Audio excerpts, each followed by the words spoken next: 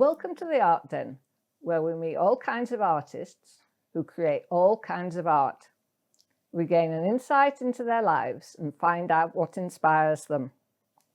I'm Judy, and I'm delighted to be joined in the studio today by Huddersfield-based artist, dancer, choreographer, author and educator, Hardeep Singh Sahota. Hardeep's roles in the artistic sector include being a cultural ambassador of Lawrence Batley Theatre, an affiliate fellow of the University of Huddersfield, founder of World Bhangra Day, and author of Bhangra Mystics Music Migration and the Bhangra Lexicon, a project that captures the dance visually with calligraphic strokes in light. Hardeep is a qualified teacher of art and photography and teaches at a local school. He also teaches Bhangra dancing at the Lawrence Batley Theatre. He is passionate about celebrating the beauty of Bhangra music and dance and preserving the cultural heritage of the Panjab. Join us as we explore Hardeep's experiences as an artist and hear about his work. Hi Hardeep, thank you for joining us today. Thank you for having me. Absolute pleasure. Great, let's go on with the questions. Could you tell us about your passion for Bhangra dancing and your research into its history? So as far as I can remember growing up, we used to love having house parties, and obviously the main music used to be Bhangra music. Like my granddad used to sing, and we used to always have kind of loads of people around. And it's like my birthday and Christmas Day, so like our house parties on Christmas Day were like really, really big. So I fell in love with Bhangra, so it's always been kind of part of my identity, my culture, and kind of growing up, just whenever there was a party, we were asked to do like a little bit of a dance, a little bit of a routine. So me and my sister would get together and we'll do little dances. So yeah, I've always loved Bhangra since I was little. So you decided to do some research into the history of it. When did that all start? So I always had questions about Bhangra. So like I said, I loved learning about it. I loved asking my granddad about the kind of his histories about the music, but the actual dance itself is something that kind of moved me to try and find out a little bit more. I used to have like a lot of Sikh elders kind of saying, well, Bhangra is part of your culture, it's on one side, and your kind of spiritual side is different, your religion is different. But for me, I had a lot of questions that I wanted to try and answer. So I kind of fell in love with Bhangra, and I thought, okay, if I'm going to do a master's in something, it'll be something that I really want to try and explore. So I chose to do my master's in the history of Bhangra, and that was between oral history and performing arts. Yeah. So a lot of the traditions are kind of handed down through oral histories, handed down through musicians, so the dole drummers, and then so that was kind of where I started on that journey, through academic study to try and give Bhangra like the weight and the value it deserves. There's been a few little kind of academic studies in and around India, some Rajinder Dundra here in the UK. But yeah, I just kind of thought, well, yeah, this is something that I really want to do. Fabulous. You documented 300 movements and gestures from the dance in the Bhangra Lexicon. Could you tell us a bit more about that, please? Yeah, so as with any research, I did my master's, but I had so many questions that kind of came out of that I wanted to try and answer, which, at that time I couldn't. So, move on like 5-6 years, I still kind of had those questions. And during, or just before lockdown, I had put in a proposal to create the Bhangra Lexicon, because when I was teaching Bhangra, I'd be able to kind of give the names of movements, the kind of general names, but then more often it was kind of sweep, clap, or just not the actual definitions. Yeah. So I thought it'd be interesting to try and find out a little bit about what these movements actually mean, because there's a hierarchy, a perceived hierarchy between dancers. So like between like Morris dancing and ballet, you know, one's classical and, you know, one's folk, you know, why is there this, you know, differentiation?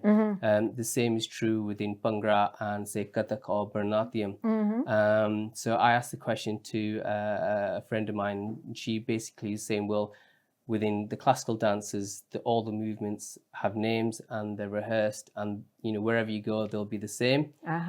So this is kind of my kind of idea of, right, okay, well, to create that Bhangra lexicon would be, you know, a step forward for Bhangra, to kind of say, look, these are the names of the movements. This is where they originate from, and this is maybe how they're kind of performed nowadays, because over time movements have changed. The names have, you know, slightly changed as well. And there's obviously regional characteristics as well. But again, so that was the exploration of the movements. And again, you know, that took place at the Lawrence Batley Theatre, and previous to that, I managed to go to the Panjab and kind of speak with academics and dancers and practitioners. Great. But then again, like with anything, it's not just, okay, well, I found these movements, am I just going to put them in, you know, a little book or a pamphlet? It's how you actually, you know, get that engagement with the wider audiences. And so I worked with a photographer, a friend of mine called Tim Smith.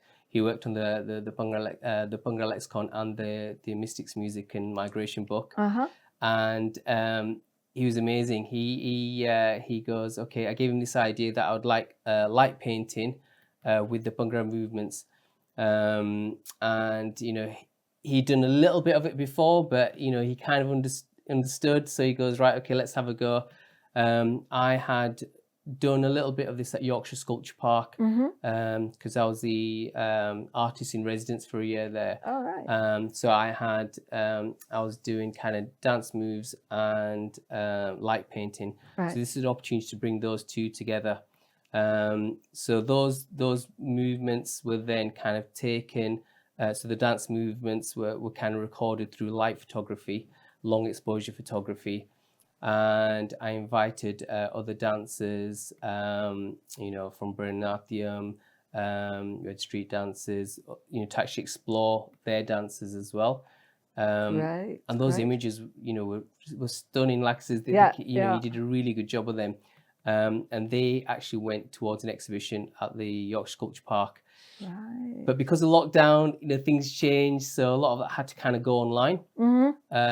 So I mean, luckily it was kind of picked up by you know places like the Observer, the Times, Hello Magazine picked it up. So because it's quite a dark time, and like these images kind of a real celebration and the light and stuff. So they, you know, they did kind of, you know, touch wood, they did really, really well, and like, you know, I was you know, super proud of them. That's super. They'd be going, oh wow, there's something light to talk about, something cheerful, something colourful, and they'd be embracing it with open arms. I mean, the funny thing is, like, I've done all these projects, like, you know, for decades, and you know, my mum's always kind of nodded, and my dad's like, yeah, you know, well done, but it wasn't until I was actually in like Hello Magazine, and like I showed it, and like she really kind of, you know, she was kind of taken aback, and like she was like really proud of me. Oh, bless. But it's funny, yeah. Oh, that's beautiful. That's super. And also, just from like just a personal point of view, like I love dancing. I also am a very visual person, so like having these sort of like images where you see where you're going to go, it helps to learn it, because sometimes learning the thing, it can be a challenge. Well, I mean, you know, for some types of people. You know, depending how your mind works. I mean, you know what it's supposed to look like. I think it was a bit of a reverse. It wasn't to actually teach, it was to kind of show those ephemeral moments. So dancing is very fleeting. And like Rushmi, who's one of the dancers, when she was dancing, you know, she had never seen her movements. She knew her movements. She knows her body. But when it's recorded in such a striking visual way, she was like, you know, she says, oh, it almost looks like calligraphy, as you mentioned. So it wasn't a view to kind of teach people to dance. No. It was much more of an artistic expression, an extension of the dancer. You know, I think I also kind of explored kind of motion capture to try and use the, you know, the studio at the university for motion capture and stuff. So that is still an idea, because basically what I'd love to do for my next project, or if I ever get around to it, is those movements to capture in the motion capture and actually have them 3D printed to create like sculptures. Wow. Yeah, so that's kind of an idea that I would like to kind of have a look and explore further. Love it. Yeah, brilliant. You were the creative director of Prince Reimagined, which there's one performance of that in August 2023. That's right, yeah. Yeah, you want to tell us a bit about this? Wow. So, so since I mean, a lot of people know about my identity and Bhangra, but when you grow up, you usually listen to music, especially when you're a teenager, and that music that you listen to kind of really ingrains itself in your psyche, your identity, who you are. And it's interesting that is sometimes the music when you're down, you'll refer back to it at lots of different times in your life. And Dr. Susan Rogers, she wrote an amazing book about this is what it sounds like, and kind of the neuro kind of diversity and aspect of music, sound, and identity and stuff. So it's really interesting. And yeah, so Prince is someone who I'd listened to when I was a teenager. I actually got married at 18, so you know, it was, you know, so I went to school with my wife. So we've known each other for a long time, and it's just, you know, it's one of those musicians who talks a lot about love and expression, and you know, he's always been kind of part of my life, but not many people knew about that. And then when Prince passed away, it was really interesting to kind of hear those stories from other South Asian creatives, other people, and it's this kind of collective of, you know, what's actually, you know, gone from this world, but his music's still here as a legacy. So kind of at that point, you know, I did promise myself that I'd do a project, you know, to honor his legacy.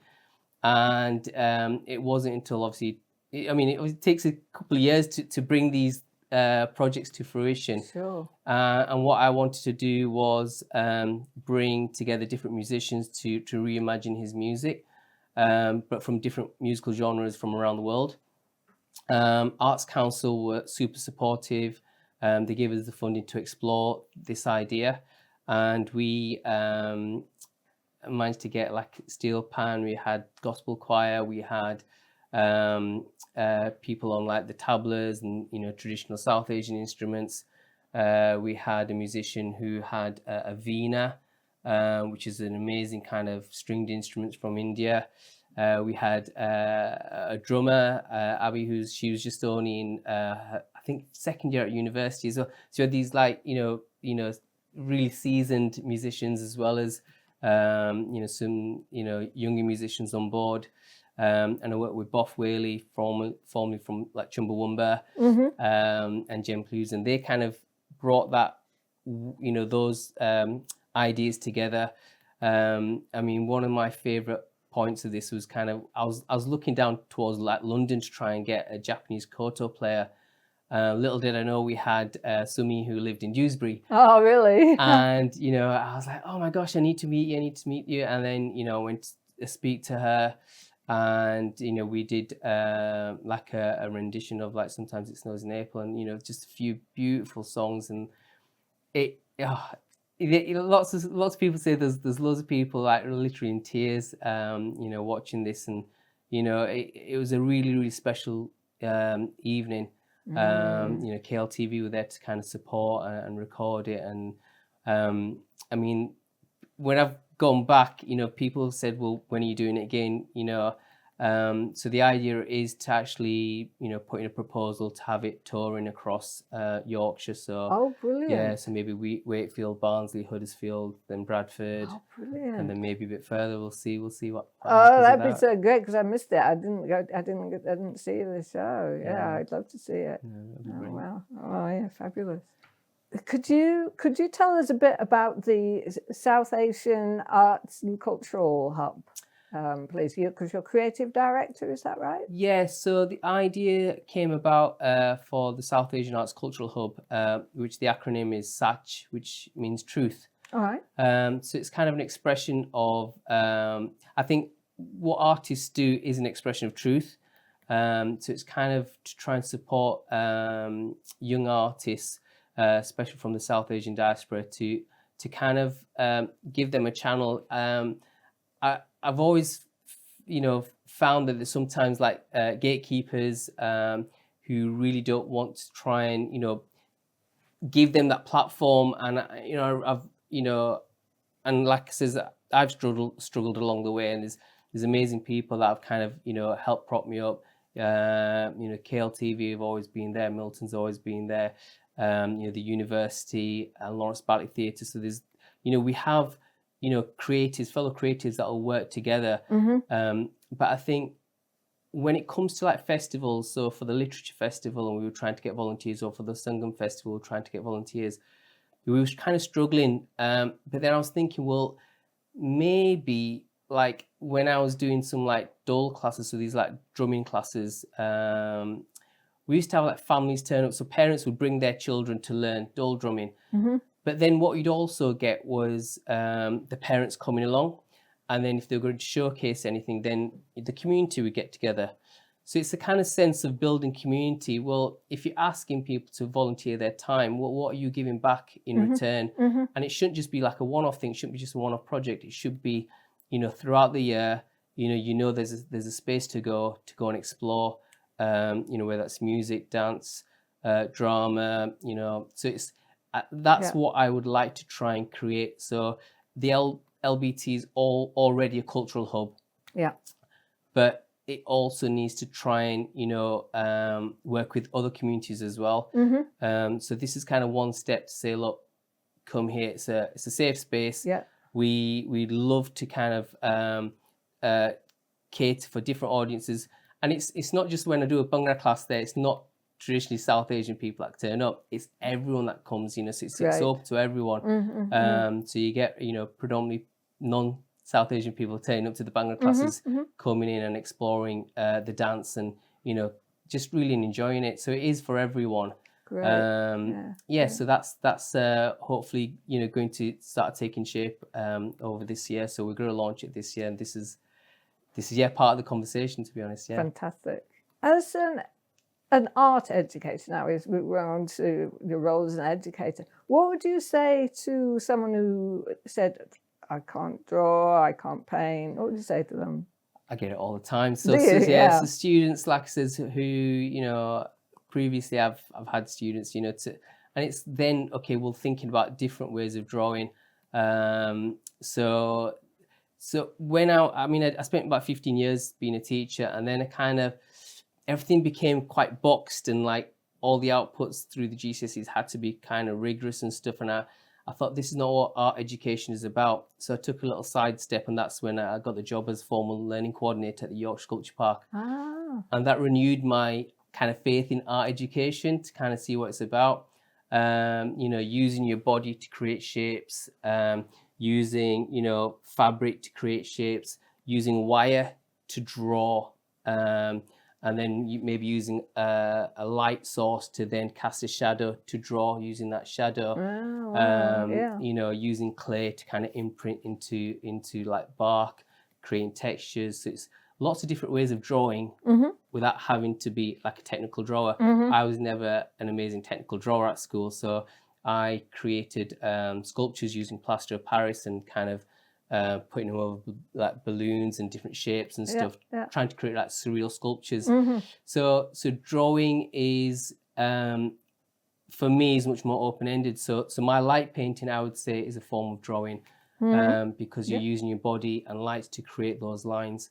So there's lots of different ways to interpret, what drawing means. Oh, great. That's really super. So you give your students the freedom, and oh, brilliant. I wish I could come to some of your classes. Yeah, definitely. Yeah. Thinking about your artistic achievements, could you describe one or two that make you feel the most proud or happy, most proud and happy?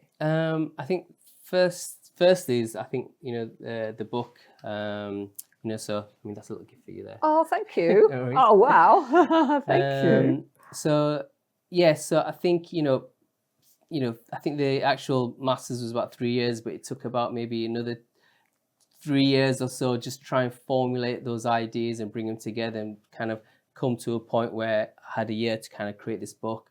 And I was, working with a designer called Paul. And again, like visually, I knew exactly what it was going to look like, the colors, and I was walking around libraries and, kind of having a look at the different designs, the embossing, and like, it's like, it took a lot of time for me to think about those ideas and kind of put them together. But again, I was blessed to have a really good designer to really kind of understand what I was talking about and come up with such a beautiful book. It's absolutely lovely. And then again, having, blessed to have like, interviewed people that, really kind of looked up to growing up, all those singers and musicians who I wouldn't have dreamed of ever meeting, let alone sitting down and interviewing and kind of, talking to them.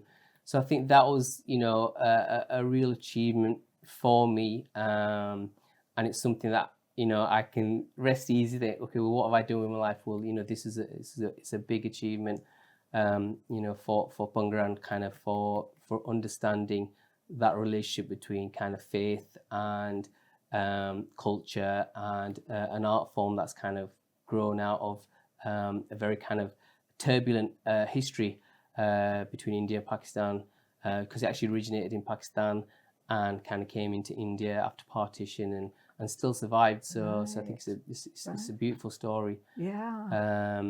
And then I think I have to go back to Prince Reimagined. I think it was kind of beyond my dreams. I think the way it all kind of came together. Sounds amazing. So yeah, absolutely amazing. So I think so those are the two that on the top of my head. Yeah. Absolutely. And thank you so much for the book. I mean, it's beautiful. I had a quick glance at it before we started, but I can't wait to have a look. It's so lovely. Very good.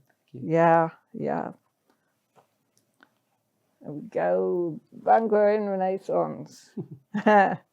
Beautiful. Thank you. Oh, I'm really, thank you very much. Thank you.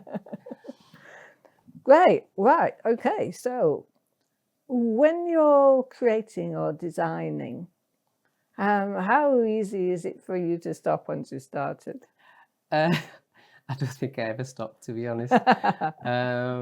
I think, I don't know, I think this is the kind of the beauty and the curse of being a creative practitioner. I think it's basically, yes, ideas will come to you. Some you'll bring to fruition through lots of effort, and people see that maybe that this thing is like a one project or one little thing, but it takes years and years of rumination, development, talking to people, bringing those ideas together, and then again, if you have the privilege of getting funding, how to actually have that in, and then make sure it's done in such a good way.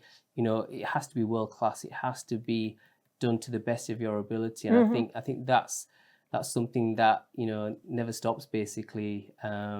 And yeah, I'm always kind of thinking of projects and always thinking about new opportunities for me to grow as an artist, but then to develop the community and what other talented artists are there out there, and how we can bring them forward in new ways. Yeah, I mean I'm doing a project at the moment where it marks the Gurdwara at Springwood. It turns 50 this year, right? And so I'm doing a project kind of to develop that soundscape. But I'm also doing a project with the Lawrence Batley Theatre to celebrate VE Day and the 80th anniversary of that. So it's kind of I have kind of lots of little mini projects on the go. Sometimes they'll come together, and I want to start thinking about other things that aren't just dance. It's more to do like the me as a visual artist or a different my other aspects of my creativity. Yeah. I'm trying to kind of push out a little bit. Yeah. Great. Yeah, it never stops. Never stops. Yeah, for sure. In terms of your personal identity and your sense of who you are, how important to you is being an artist and a dancer? I think it's everything. So I think, one aspect there's like, on a personal level, my granddad was a singer, he was like the biggest inspiration of my life. And, we'd come back, like drive up from Birmingham if we'd been to a party, and he might have had like one or two and stuff. And like, I'd be driving and he'd be telling me all these beautiful stories about, India. And, he actually appeared on Pebble Mill. I don't know if you remember the BBC show. So, he'd tell me all these lovely, lovely stories and stuff. So I think that was kind of like one of my main inspirations. And so what was the question again? So it was like your identity. Yep. Yeah. So the identity, my identity is super important. I mean, having a turban and just kind of walking around Huddersfield. I mean, when I started working at Colne Valley, it was I had a few funny comments and stuff for students, but obviously students try and push those boundaries. So without me knowing what the turban or the dastar, which means crown, meant, the more information, the more you arm yourself with knowledge, the more you can share. And it's just through ignorance that that some of those racist comments exist.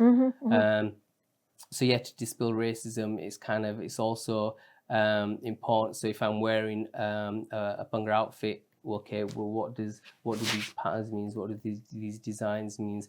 Why would back in the 70s with the first Bhangra team, why were they wearing ankle bells, and why do you not see that anymore? And little things like that. So it's kind of really kind of unpicking the visual identity of a Bhangra dancer, but then going into schools and stuff, as a Sikh teacher, to be able to kind of this is who I am. I mean, last week I did an assembly, I was talking about the Sikhs and kind of the beauty of the Sikhs and what Sikhs like in Huddersfield, to a point where we've got the Sikh soldier at Greenhead Park. So I put the visuals up, and there's a few hands that went on, a few students recognized it, and I was asking them about it, and kind of saying, look, Sikhs have been around for a long time, and we fought in the First and Second World War, and these aspects are important for us to kind of recognize and to honor and to celebrate.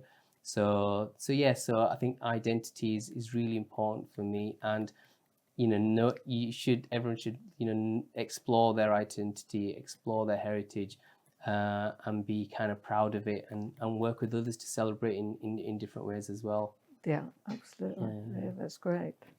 You've got some big news. I have, yes. You've been invited to perform at the World Expo in Japan. Yes, super exciting news. Yeah, go on, tell us more.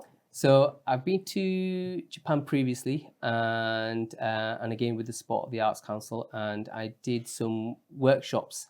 So I worked with a friend of mine called Tomohiro Kurita, and he kind of explores like South Asian identity through kind of music, and that's why when he came over to Manchester, he was studying, and he stayed with us for a while, and he invited me.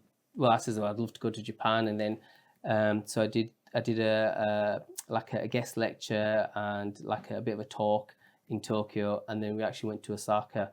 Now there we met this amazing dance practitioner, Chinatsu, and she's got a team of Bollywood dancers, and they also do amazing Bhangra dancing. Oh, really? Really, really amazing. Yeah. So we did a little workshop there, and she's been to India since, and she's continued really kind of honing her practice, and we thought, okay, well, why don't we put in like a little bit of a proposal to the World Expo, and so they've given us